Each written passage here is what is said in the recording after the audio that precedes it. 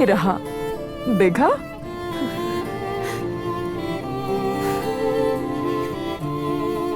मुझे यकीन नहीं आ रहा।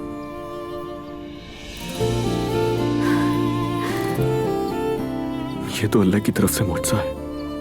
बच्चा अभी 10 वीक्स और 4 डेज का है और अब आप 11th वीक में दाखिल होने वाली हैं।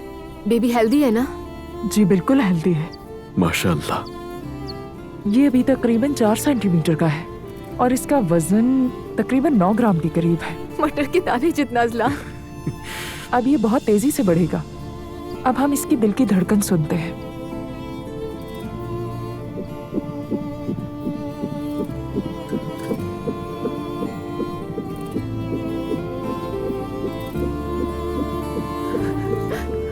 डॉक्टर, क्या अभी इसका जेंडर पता चल सकता है हमें? नहीं, अभी फिलहाल तो नहीं। जब वक्त आएगा तब मैं आपको बता दूंगी।